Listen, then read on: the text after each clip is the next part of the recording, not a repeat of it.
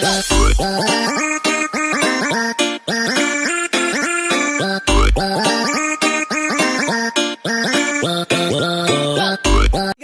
welcome back guys sa aking channel. So for this video, punta tayo sa bukid nila ni nanay sa kanyang bahay kubo. Nandun po yung farm namin. So sabi niya kasi kahapon na punta ka dun tips sa bahay kubo ko kasi meron akong dala doon na talong. At saka puntahan natin kasi kunin natin. Yun po yung ulam namin ngayon. Maggisa kami ng talong. Kasi na-harvest ni nanay yung talong is sa kanilang kapitbahay. Meron po silang meron dong nagtinda ng talong. Tsaka napaka-fresh po ang yung talong siguro yun. Kasi bago pang na-harvest. Kaya puntahan natin. Tingnan natin kung nandiyan na ba si nanay. Kasi si Nanay Gloria po talaga is nandun sa kanilang kabilang bahay. Tsaka dito, itong bahay kubo na to, pag magtanim siya ng mga gulay, dito talaga siya magpahinga. Yan lang po yung pinapahingahan niya na bahay kubo. Ayan. Nandito na tayo. Tingnan natin kung gaano karami yung mga talong na sinasabi niya. Talong or yung eggplant po. Yan, nandito na tayo. Nay! Nay! Wala talaga si nanay la. Walang tao. Hiyo!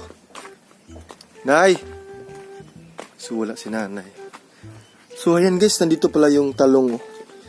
Wow! Ang dami. Ito na siguro yung sinasabi ni nanay. Nilagay lang niya sa lingkuranan.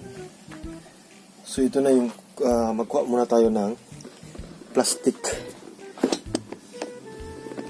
Ilagay natin sa plastic. Saan siya si nanay?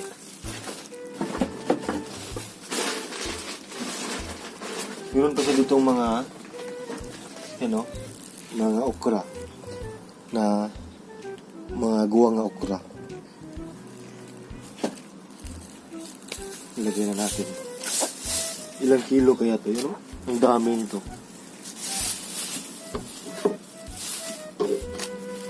Tuwain pa to kasi baka mayroong mga dunot na. Mayroong mga dunot.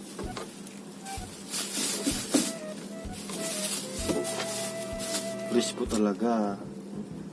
Ganun siyang mga dunot. Kung kailangan na hiwain po talaga. Gisa. So sa amin, pag meron kaming talong, is lagyan namin ng yung turtang talong. Kasi paborito ng mga anak ko yun. Lagyan ng itlog. Ayan o. Yan, ang dami nito. Kasi wala si nanay dito. Ayan, so mga ilang kilo kaya ito, mga isa or higit pa. Ayan, so punta na tayo dun sa farm kasi hiwain ko pa to para sa ginisang talong. So mag-prepare muna tayo para sa ginisang talong, no? Kasi wala rin si nanay. Mamaya mga 10 or 9 nandito na si nanay. Kasi alas 8 pa lang ng umaga. Ayan, nandito na yung talong na binigay ni Nanay Gloria. Kasi ito yung ulam namin sa pananghalian. Ginisang talong. So kailangan po talaga natin na tingnan yung laman. Kasi yung iba po talaga is mayroong mga uod o yung mga dunot. So kailangan natin na piliin natin. Ayan o, nandito na tayo sa farm. Ayan. Kunting ingat lang kasi umuulan kagabi. Ang sarap kaya nito yung turtang talong saka yung ginisang talong. Yan, nandito na tayo.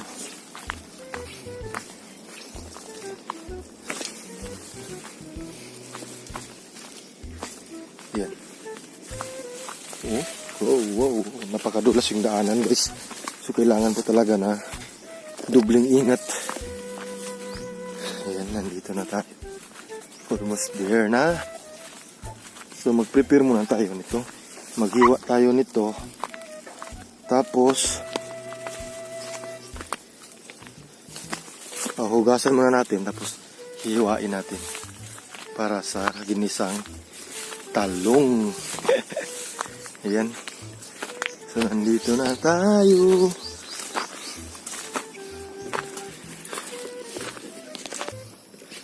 So ayan, nandito na tayo. Ilagay ko muna dito kasi mag-prepare pa tayo. Ayan. Diyan lang.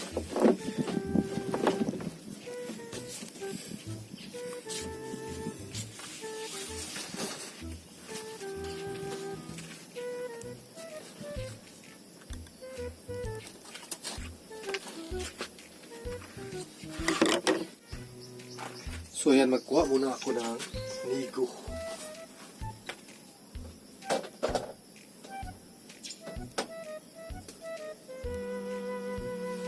Ito na ang nigo. Pabayloag nigo. Pabayloag nigo. Ayan, so ilagay na natin sa nigo. Ayan. So ngayon, hugasan muna natin.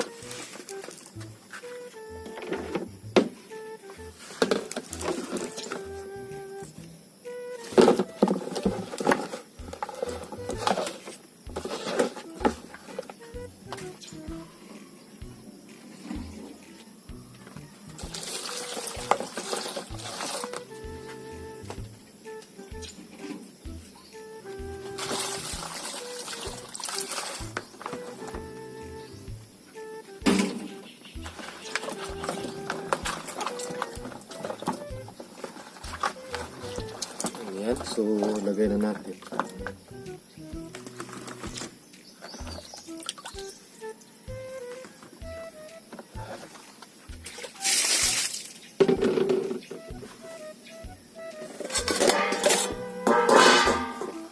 Ito ngayon.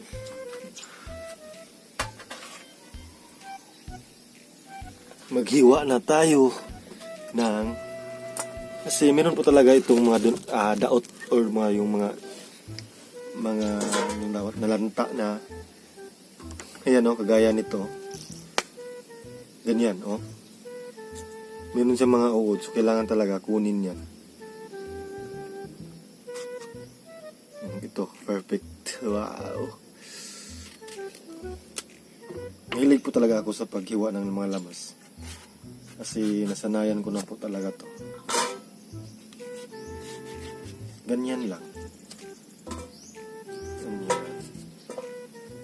Oops, mayroong mga dunot. Yung tawag sa amin yung mga dunot or yung mga may mga uod. Kailangan po talaga yan kunin po talaga yan. Di ba? Baka makain natin yung uod. Very fresh po talaga yung talong na binigay ni Nanay Gloria. Ayan,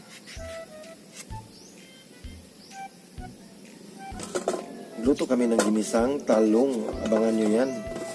So ngayon, nag-prepare mo lang ako. Tapos mamaya is magluto kami. Magtitake pa rin ako ng videos.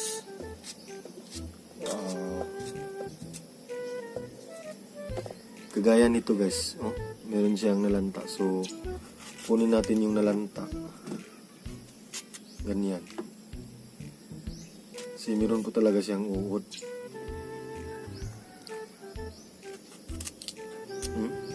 Meron siyang uod.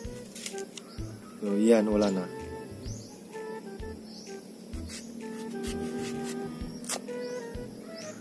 Ingat po talaga tayo.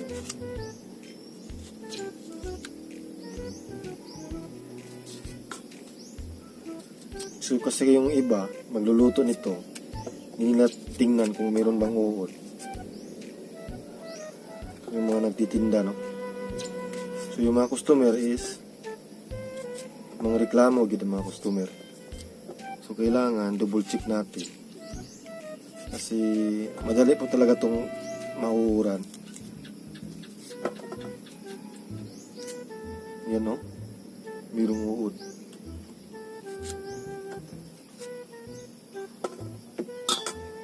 Double check natin talaga yan.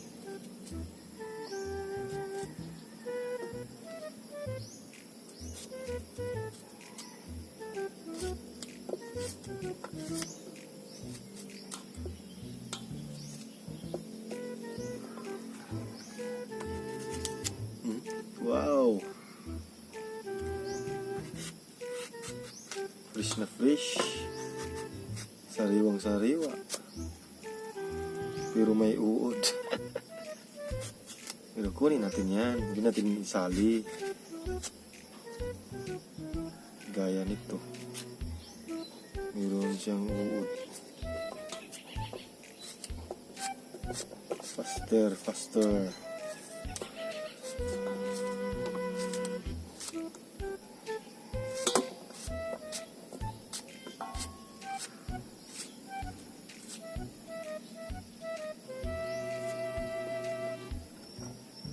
Yan o, may mga uod. Double check talaga natin yan.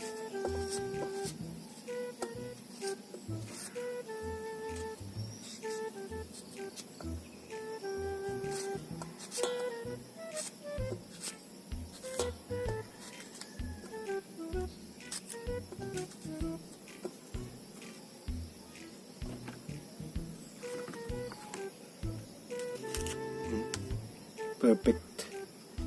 Pero sa gitna, wala. Very good siya. Ay, mayroon din. Yan o. So, kunin na natin yan. Huwag na natin isali.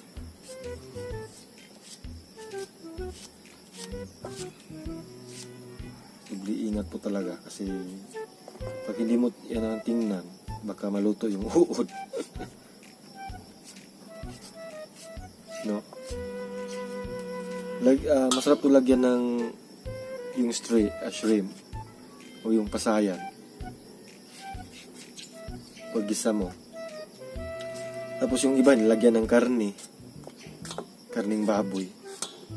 So sa amin hindi lang, huwag namin lagyan kasi si Nanay Gloria po talaga is bawal po siya sa karne.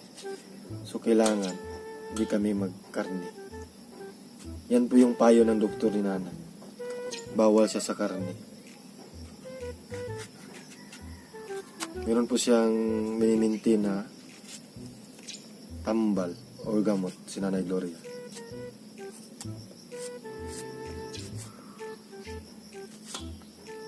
Bawal sa kanya yung mga karne, manok. Sa manok, okay lang siya sa manok. Isda, okay siya sa isda. Pero pag karne na yung ulam talaga namin, hindi talaga siya kakain. Hindi din siya mahilig mamista kasi alam niya na yung ulam pag may fiesta is puro mga karne, may karne. Sabihan ko si Nanay Gloria na mamista ta sa mga na seafoods. Pero ayaw pa rin niya. Hindi talaga siya mahilig mista.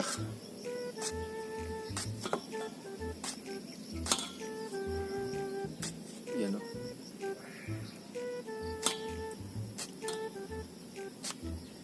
Di na lang siguro ko to hotdog o giwa. Kunti lang siguro. Kasi 3 lang kami dito. So isalin na lang tong iba para sa next namin na ulam. Kasi magata kami ng gulay. Ginataang gulay. Para bukas ata.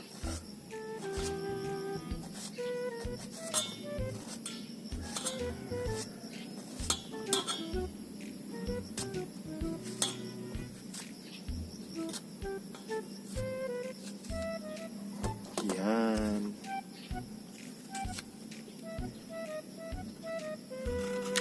Marami siya tingnan pero pagluto na kumukupos, mahiyos ang talong.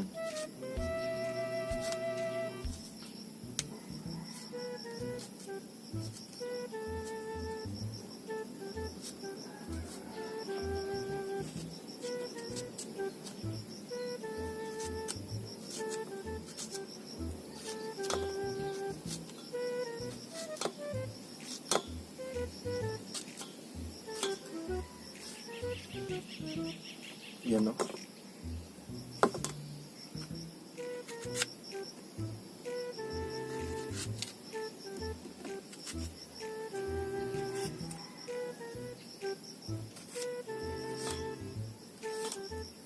Ginisang talong. Ang ulam namin ngayon. Wow, perfect na perfect.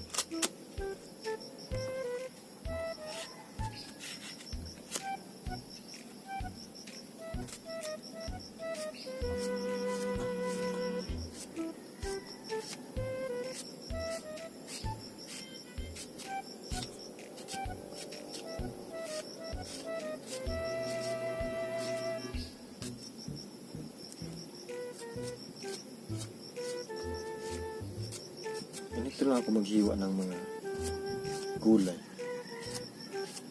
Master na master.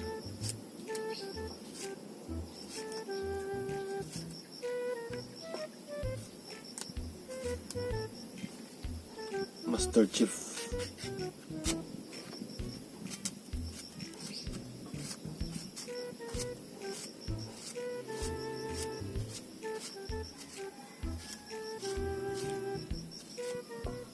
So, yan guys, abangan nyo sa ang pagluluto namin nito, nanay. Kasi kami yung magluto nito. Abangan nyo, next videos.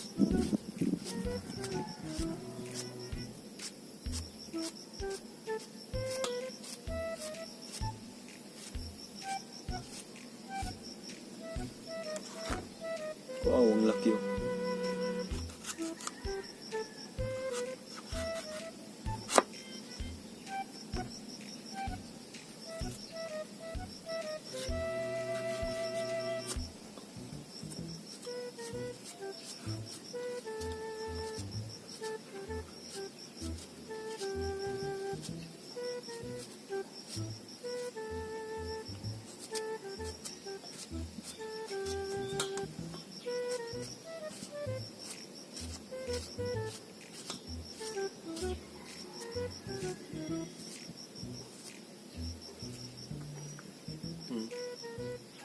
Yun talagang uod guys.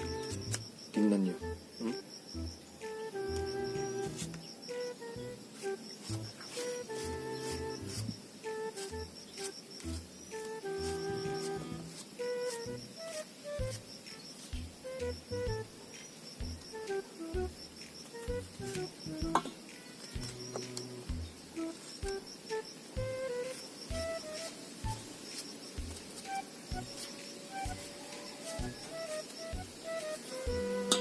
Ayan, so parang hindi ko na ito maubos lahat.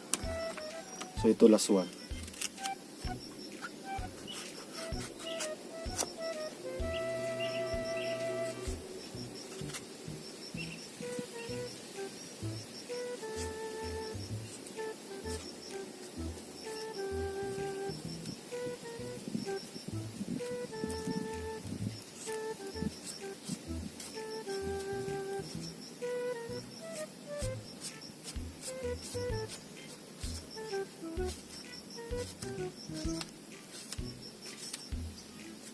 Wow, perfect.